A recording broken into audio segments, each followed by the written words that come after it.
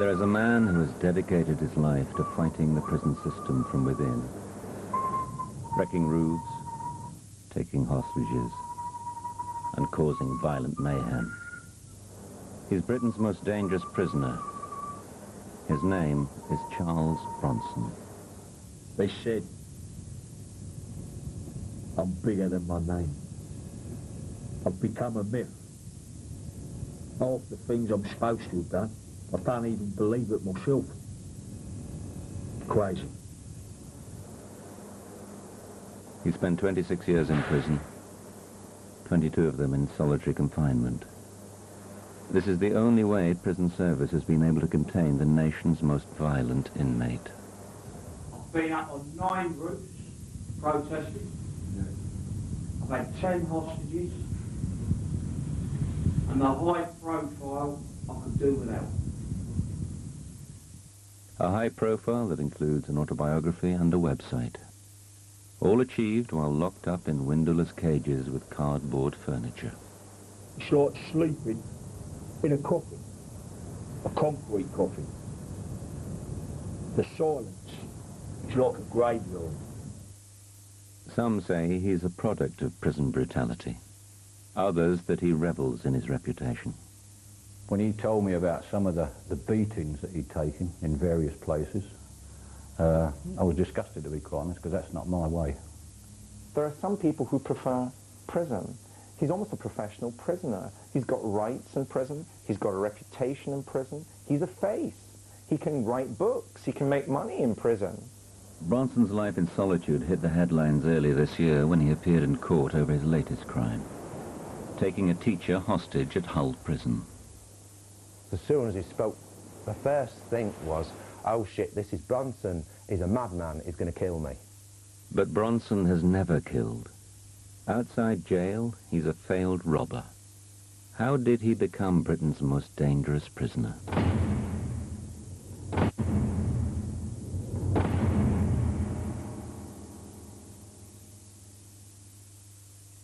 Charles Bronson was born on December the 6th, 1952 in Luton, Bedfordshire. His real name is Michael Gordon Peterson. He's the second of 3 Peterson brothers born into a respectable, law-abiding family. During the war, Dad Joe had served in the Navy, a strict disciplinarian, and he and Mum Ira gave the boys a stable home life. Charlie himself says that he had a very good upbringing. He doesn't blame his parents, he doesn't blame those around him.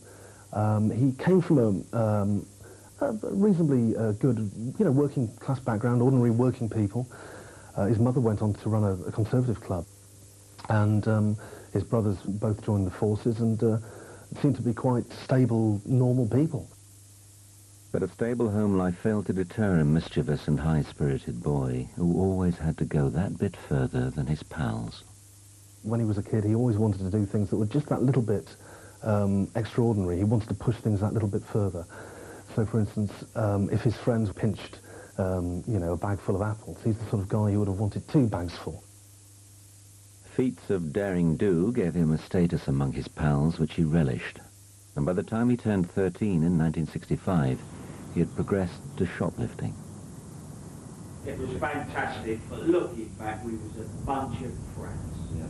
We were stealing things out of shops that wasn't even worth tuppence. Silly little things. We'd be like the lads. Their antics soon landed them before the juvenile court. Mick was ordered to attend a morality course every Saturday for 3 months. A lifelong hatred of discipline was born. What marked him out from his pals was a violent streak. He had to be the hardest in the playground and got expelled from 3 schools for fighting. With no qualifications, 15-year-old Mick started his first job at Tesco's in 1967. It didn't suit his tough image. He didn't like it at all. He only lasted a few days. And he ended up by hitting the manager of the store. And he hit him with the stamping machine. And Charlie said to me, well, it's not the sort of job that I would have done anyway. I was standing there, only admittedly for a few days, but I was standing there in this uniform that made me look like a sissy, and it just wasn't my bag at all. His parents despaired of their wayward son, and in 1968, aged 16, he left Luton to go and live with his grandparents near Liverpool, where he found something more to his taste.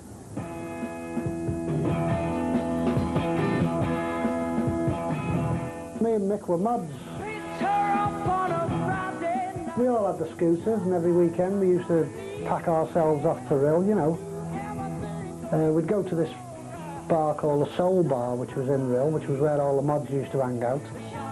And obviously when we got steamy rotten drunk, we'd make our way down to the schooner where the rockers hung out and have a bit of a punch-up. Just good fun, basically.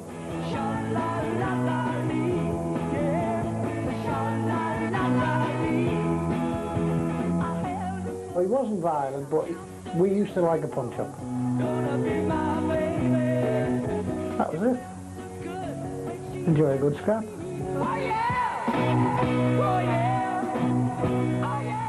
Go home bloodied and battered, it was half the fun, it was half the fun.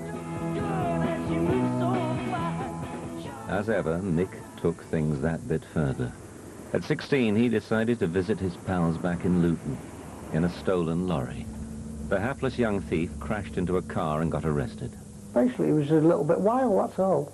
And like I say, very unlucky. He used to get caught. I mean, we all got up to little bits of skullduggery, but unfortunately, Mick got caught on a few occasions. He was sent to Risley Remand Centre for a short, sharp shock, a notoriously tough prison. His first taste of detention was a bitter one.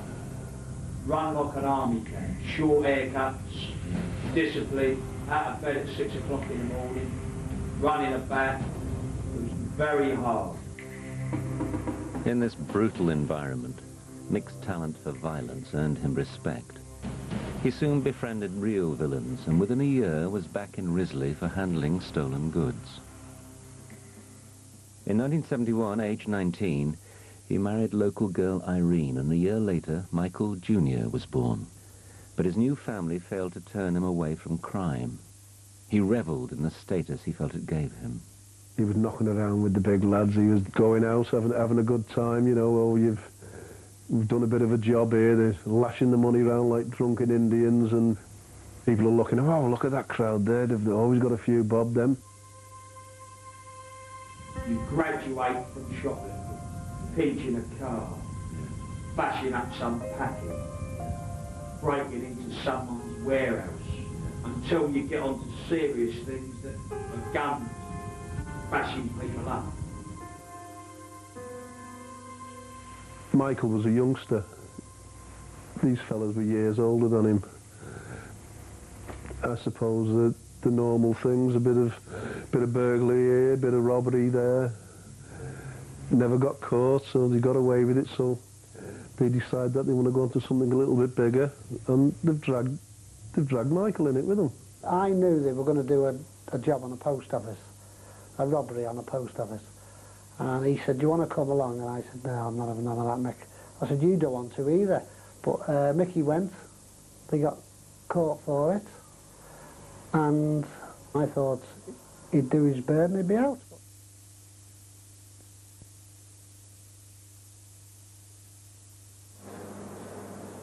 Michael Peterson was 21 years old when he began a 7-year sentence for armed robbery.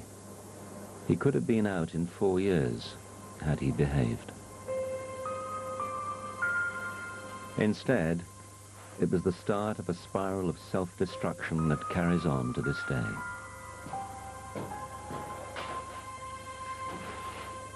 It all started at Walton Prison in Liverpool when his wife told him their marriage was over. He responded by going on the rampage and viciously beat up 2 fellow inmates.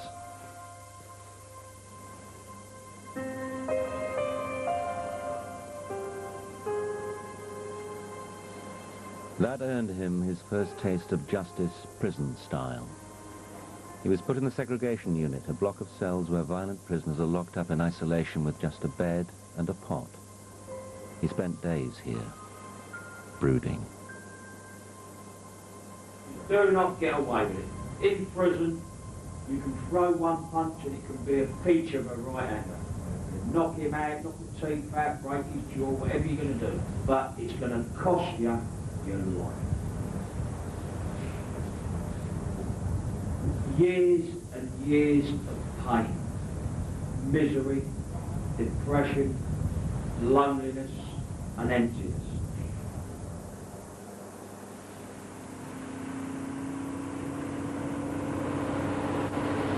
When an inmate was violent, a prison could have him moved on. And so Mick was sent to Hull, on the other side of the country, to his parents and pals.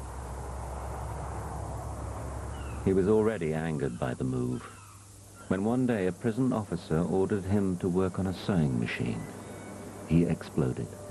1974, I was in one of the workshops and I smashed a screw on the end with a lump of wood.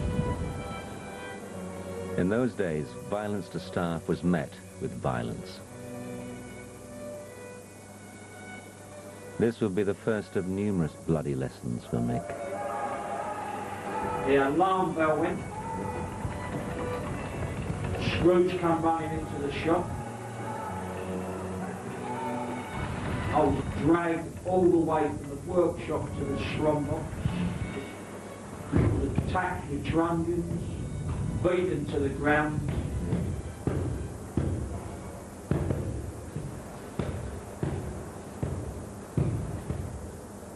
I was put into the body belt. You're trussed up like a Christmas turkey. For you to go to the toilet, the number twos, you can't even wipe your backside. It demoralises you, humiliates you, and degrades you. I was once in one for 33 hours. But when you've been violent, what else can they do? He was put in segregation. As days became weeks, he grew more angry and violent, assaulting staff and swearing vengeance on the system that had put him here. The effect it has is it makes things worse and not better. It entrenches an anti-authority attitude and a desire to attack those that have placed you there rather than remove that and reduce the tension of the situation. It doesn't do that, it increases it.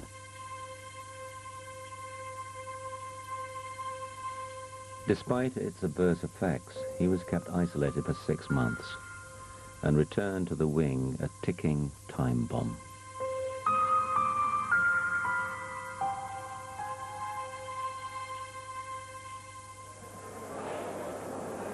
Within days, he fell out with a fellow inmate and smashed a jug into his face. He was gaining a reputation for violence, a useful weapon in prison. I served 5 years for slashing somebody down the face. I claim no accolade for that. I'm deeply ashamed of it, and I wouldn't do it again. But the fact is, when you're locked up inside a prison and somebody places you in a position where you're challenged, you either fight or they run all over you, and you end up with nothing. It's the law of the jungle inside our jails. If you don't stand up for yourself, you'll be eaten by the wolves.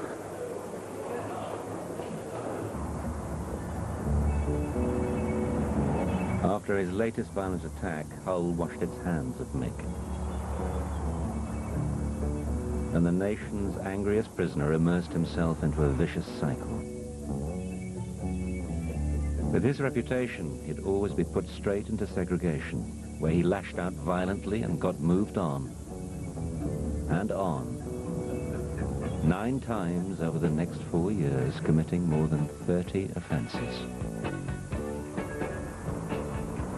Segregation wasn't working for Mick or the system.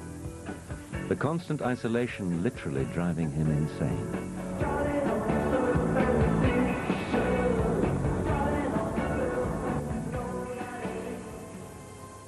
By 1978, 4 years into his sentence, he'd become so violent and unmanageable that the prison service played its trump card. He was declared insane and, aged 27, sent to Broadmoor Psychiatric Hospital, sectioned for life.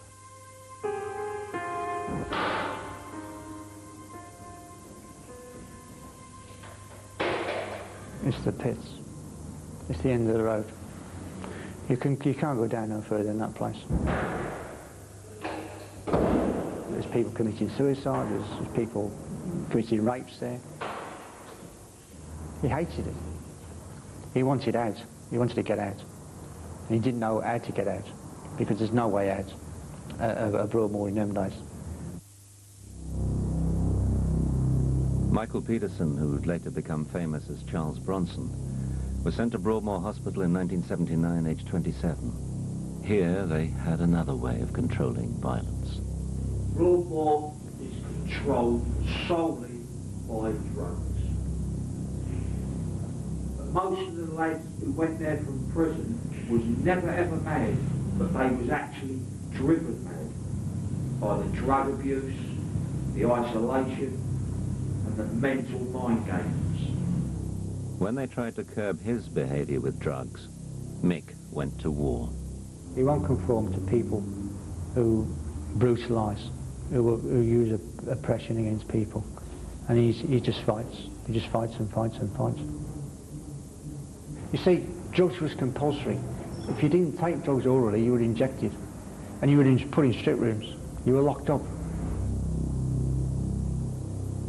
And Charlie did not want to go down the same way as a lot of other people went, and that is cabbages. Drugs failed to pacify him, and he fought back the only way he knew, using violence against staff. In 1982, his fourth year at Broadmoor, he took his protest to another level. Literally. He was going to take him on. He was going to fight against what was going off in Broadmoor, and he wanted people to know. He just had enough. I think they had enough of me and all. They run out of fucking tiles. Was up on their roof 3 times in 4 years. That was my hat trick, mate.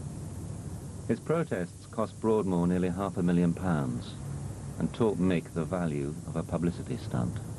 He appeared in the national media. He got his own way. In 1985, a mental health tribunal ruled he was not, after all, criminally insane. I think at the end, the system really gave up on him, and he was in fact sent back to the prison system. That's what he wanted, and that's what happened. I got through it. No regrets. Why should I have? I've done fuck all to be ashamed of. I'm a criminal. Proud of it. Do I know where hell is? Hell is in the pan. I've never seen a sight that don't look better turning back. I was born on the wandering snow.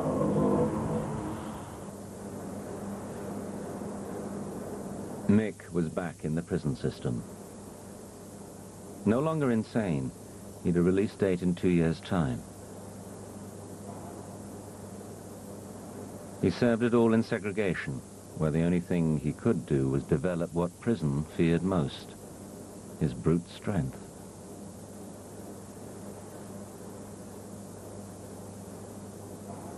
Fitness would become an obsession. My press-ups have kept me strong. I could do 133 in 60 seconds, which is phenomenal.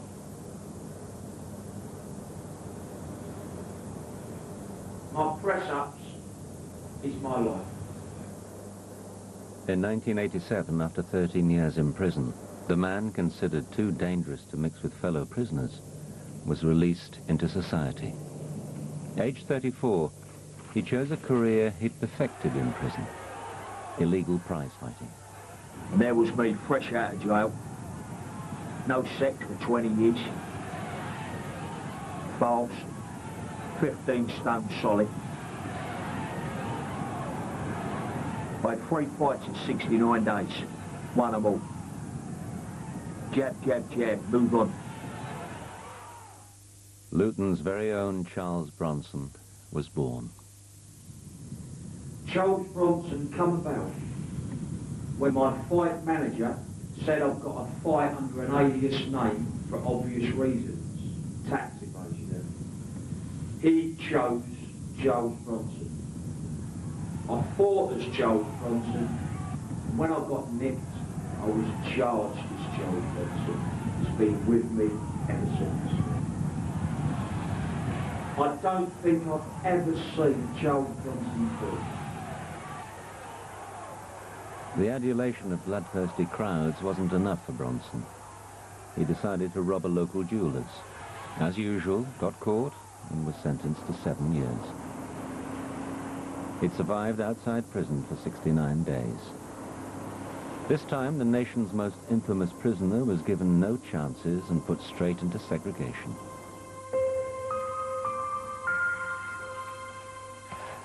More isolation for month after month after month.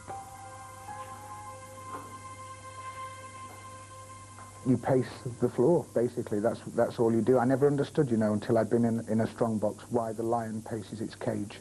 I know exactly now why it paces its cage, because it's bored out of its head. Certainly you end up talking to yourself, you'll sing all day or you'll create fictitious people, and when that cell door opens, that for you represents problems. The cell door wouldn't open very often for Bronson over the following years. Whenever the prison authorities did give him an opportunity to mix with other inmates, it ended in disaster. Inside prison, he'd become a legend.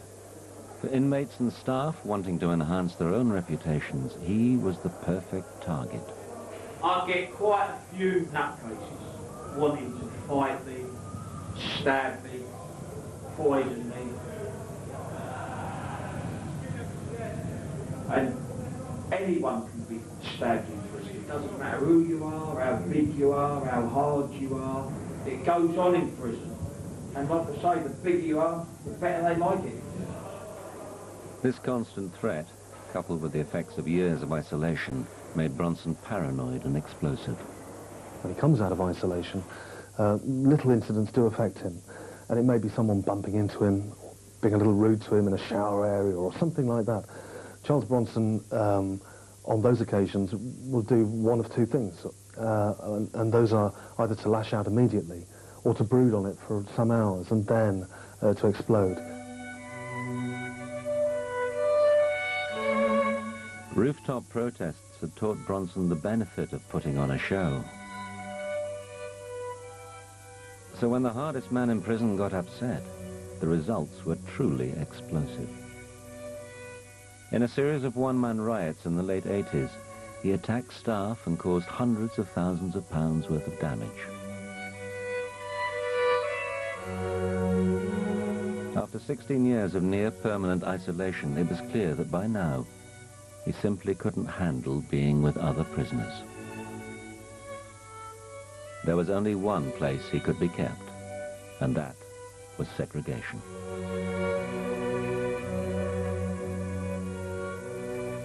There have been occasions where, in spite of his outgoing nature, he's wanted to be alone. He's actually wanted to be isolated, to think, and that may go on for days and days and days or even months. It's at those points that, you know, we come to realise that perhaps the man really is institutionalised. In November 1992, weeks before his 40th birthday, Bronson was once again released directly from segregation into society. This time he lasted 71 days, before being arrested outside a bank with a shotgun and sentenced to 8 years. It was 1993. He'd now spent 19 years in jail, 15 of those in segregation.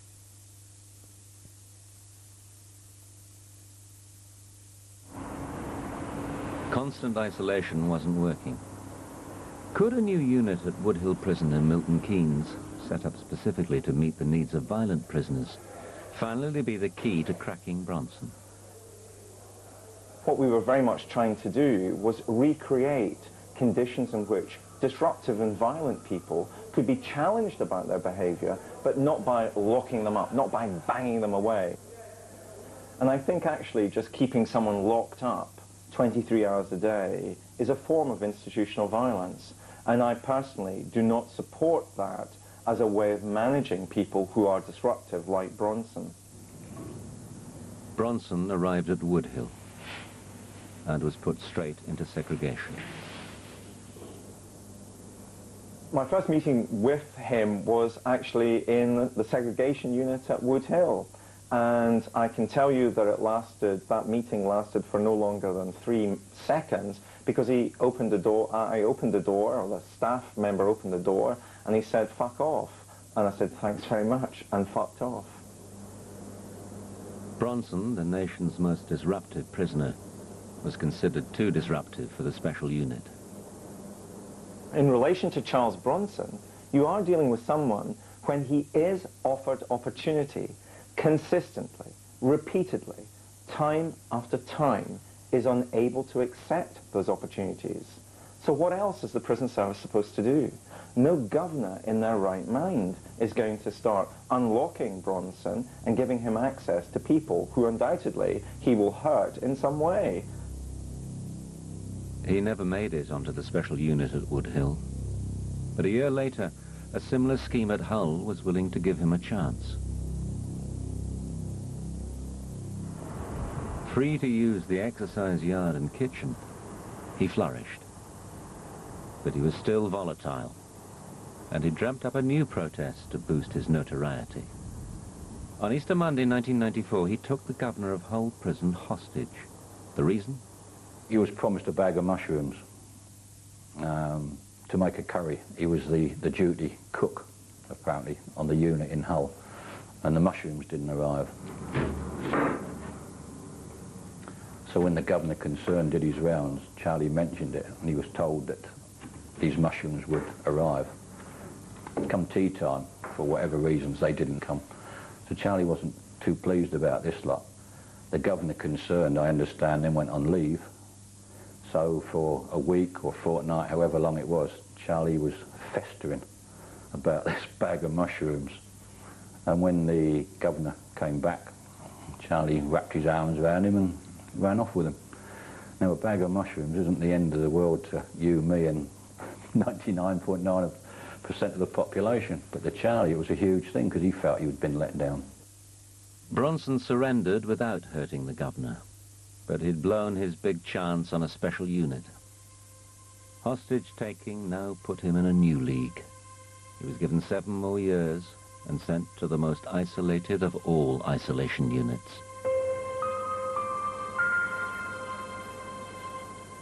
The dreaded Hannibal Lecter cage at Wakefield Prison. Yeah, that Wakefield cage. It looks gruesome. It's cold and empty. Everything's concrete and steel. It's like sleeping in a coffin, a concrete coffin. The silence is like a graveyard.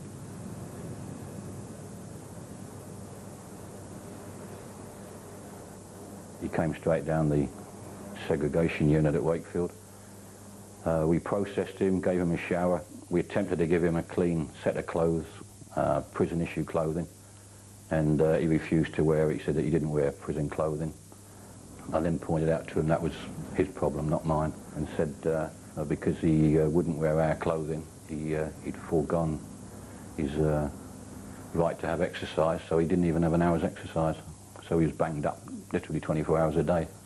But he accepted that because he'd had it for a lot of years.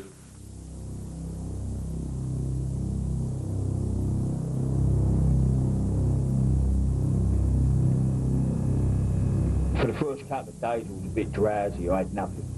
Very bare in them cages. There's no sky. You never see the sky. Little air. You've always got the smell of the drainage system. A couple of days later, I went in to see him and said, if I come to you a little bit, will you come to me about this clothing? So he said, what do you mean? So I said, well, if you agree to wear prison-issue clothing, I'll get you out on the exercise yard. A couple of hours later, he asked to see me and said, yeah, he'd agree to that. And this was the first when we actually started to get through to the guy, say, we'd moved to him and he'd moved to us, and he'd not done that very often in his prison career. He wasn't known for that. So I thought, oh, this is promising. And I just had a feeling, I thought, I don't know, this guy, he's never killed anybody. He's never assaulted women, children, this sort of thing. He was a old type roughy-toughy, and he was a roughy-toughy. I mean, he's a big, powerful man. And this was the image he liked to project, but there was another side to him which I thought I could see. Anyway, I was in there a couple of days of Peterson, and there's a PO there I've got a lot of respect for. P.O. Hayden, his name. Lovely, lovely man. Maximum respect. And I'll always remember, he said, about time you started settling down, Charlie, innit? Way you're going, you're never going to get out. I says, yeah. I said, have you thought of doing something constructive with your time? He said, well, such as? I said, well, whatever, you know. What do you do? He said, well, I've never done anything. He said, you could study, read, get into a bit of art. I went, yeah. So I went and got a sketchbook. I got some coloured pencils and pens and whatnot. And I gave them to him and says, you know, just see what you can do with that. And a couple of days went by, and he gave me this drawing that he'd done. I said, you do this? He said, yeah. He said, what do you think of it? I said, it's good. And anyway, he's quite chuffed about this, so he went away. And then these cartoons started coming.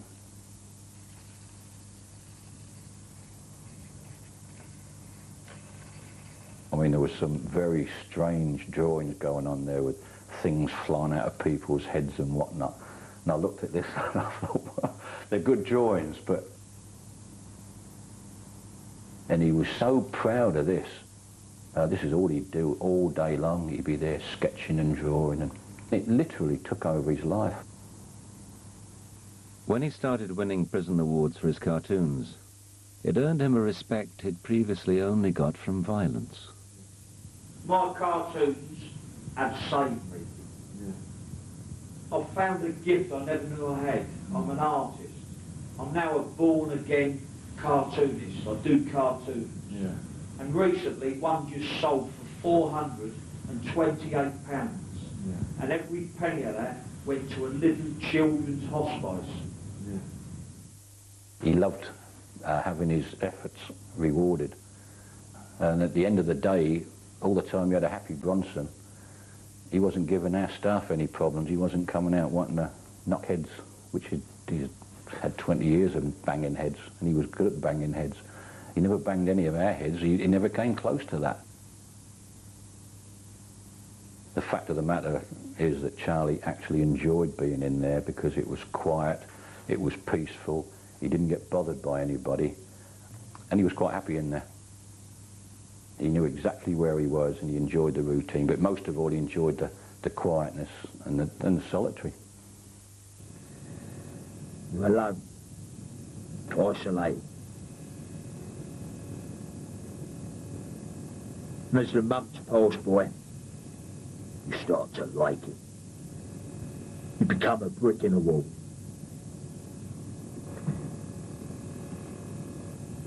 People would say, with that description, sure, I'll go mad.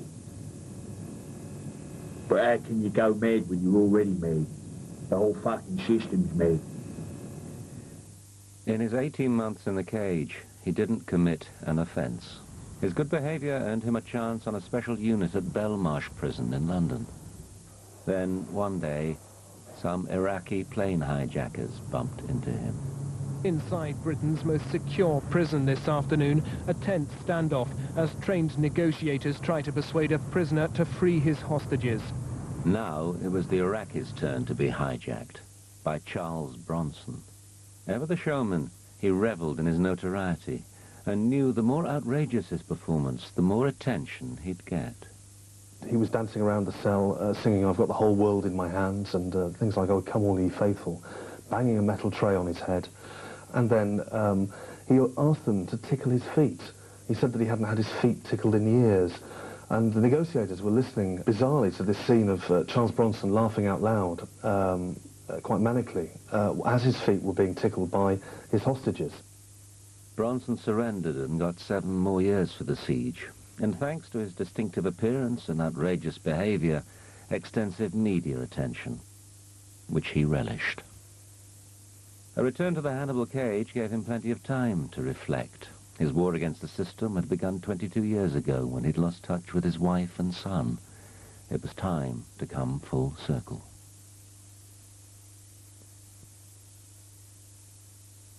He really wanted and needed to get in touch with his son. He felt as if there was something missing in his life, and there definitely was something missing in his life, and it was his son. Ray located Michael Jr. He thought his real father was dead and jumped at the chance of a reunion. The emotion in that room that day, I just couldn't believe it. I thought, this is it. I mean, these two need to be together, and he's going to get out, and him and his lad are going to be. Everything's going to be hunky dory.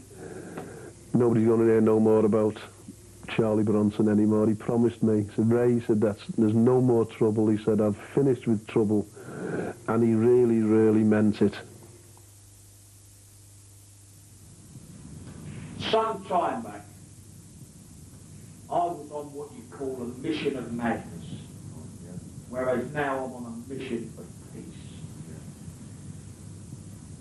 My plan now is to chill out, reflect on my last 25 years of madness.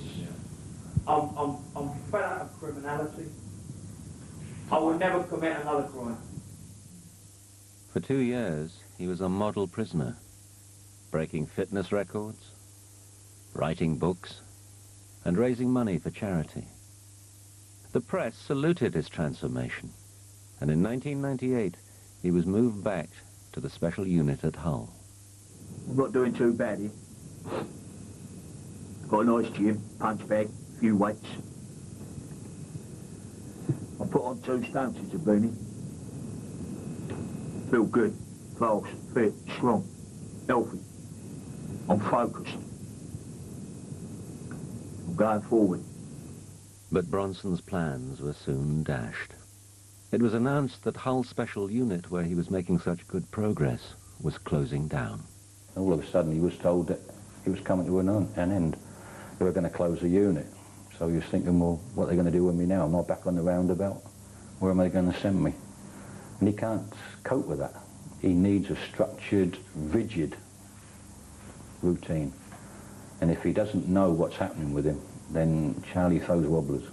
And when Charlie throws a wobbler, you've got problems. Because he doesn't do it in any small way. This instability in Bronson's life appears to have manifested itself in his biggest wobbler yet. On January the 18th, 1998, Bronson launched his longest ever siege at Hull Prison, captured here on CCTV. I hear the door fly open behind me, and the next thing is I'm down on the floor. I feel this enormous thump to the side of my head, and I just remember being on the floor. The first thing was, oh shit, this is Bronson, he's a madman, he's going to kill me. His victim's testimony in this footage gives a unique insight into Bronson's conduct when he takes control of his environment. When this like manic, mad voice said to me, you know, take your last breath because this knife's going in here. You're the bastard that slagged off my artwork. Weeks earlier, Phil adjudged one of his cartoons homophobic. Apart from violence, drawing's the only thing Bronson has ever excelled at, and he got upset. He took a knife that had been tied to his leg and got a pool cue and tied this kitchen knife to the end of a pool cue like a spear. And he started marching up and down like a tribal warrior. He looked like, you know, Fred Flintstone on ecstasy. Because he was talking to himself and gibbering and all this, and you know, and fucking like this, and then marching up and down in perfect rhythm, in exactly the same pattern, the same paces, backwards, forwards, backwards, forwards. As the hours passed, Bronson got bored. So then he said, all right, he said, we're going to have some exercise now. And I thought, oh, great, you know.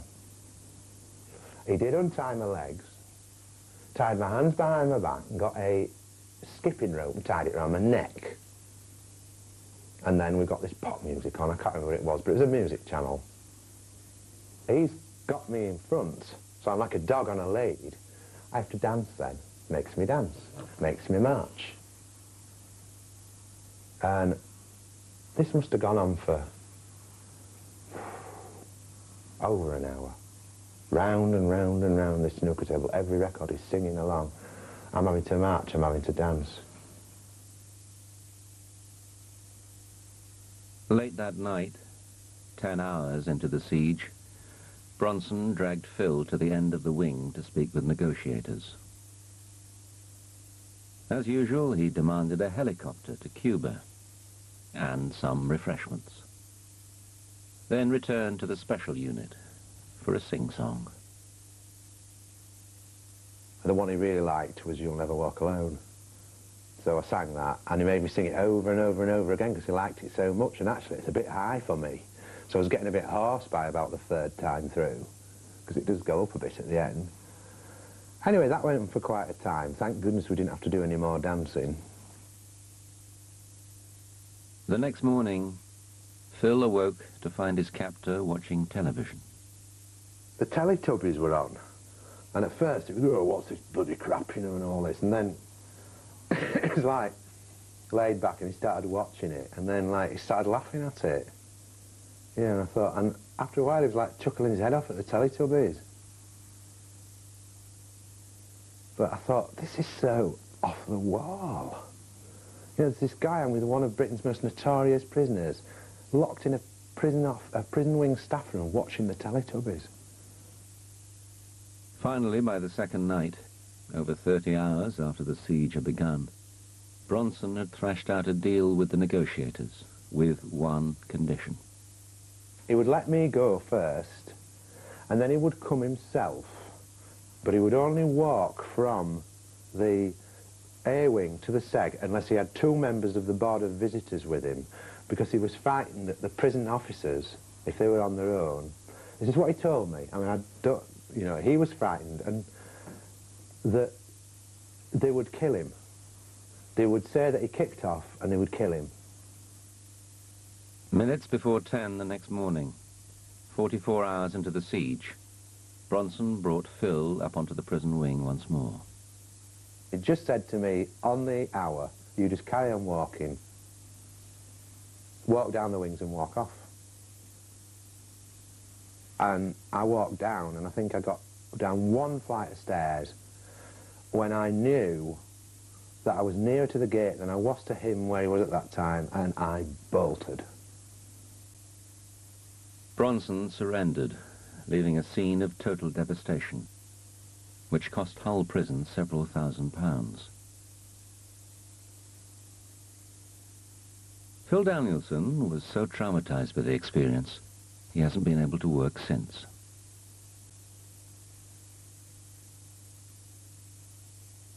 In February, Bronson appeared at Luton Crown Court charged with taking Danielson hostage. For the ultimate showman, it was the perfect stage. Every day for a week, he made headline news. Fame, more notoriety, a captive audience. It was everything he craved. Despite his bravado performance, he was sentenced to life. His next date for release is 2010. By then, he'll be aged 58, having served 37 years in prison. He's currently back in isolation, where he expects to stay. I'm now told I'm never coming off Cat A. So that means I'm never going to get no parole. Never gonna get no home leave. No rehabilitation. I'll be released Cat A again. It's Shannon. Can't be right. But then again, I'm me and I. The prison service now has to deal with Bronson for at least the next 10 years.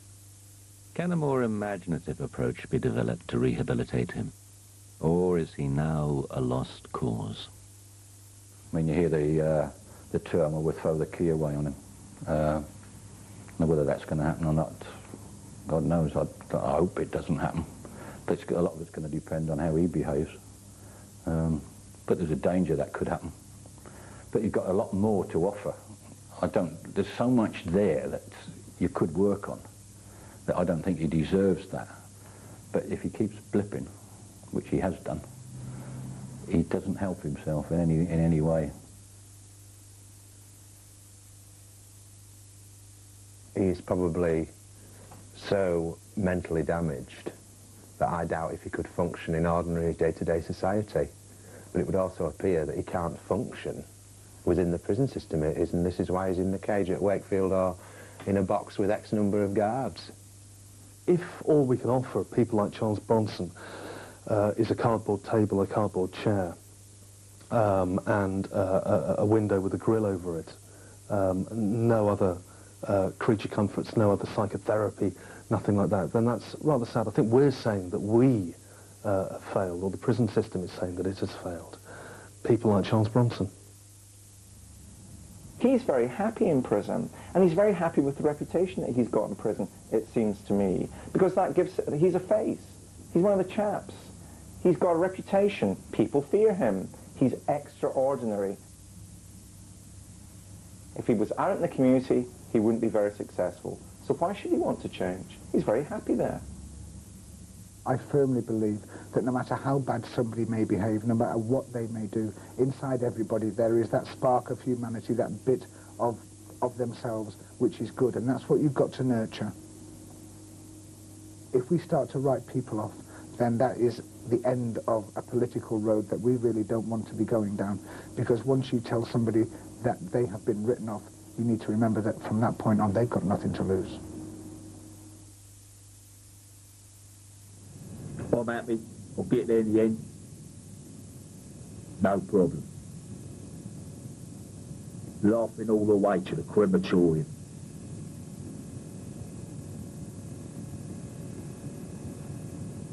And if you ain't seen the light,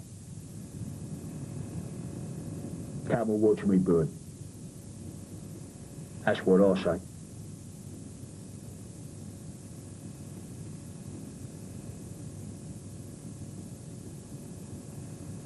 I'm off now for a cup of tea. I'll be back later.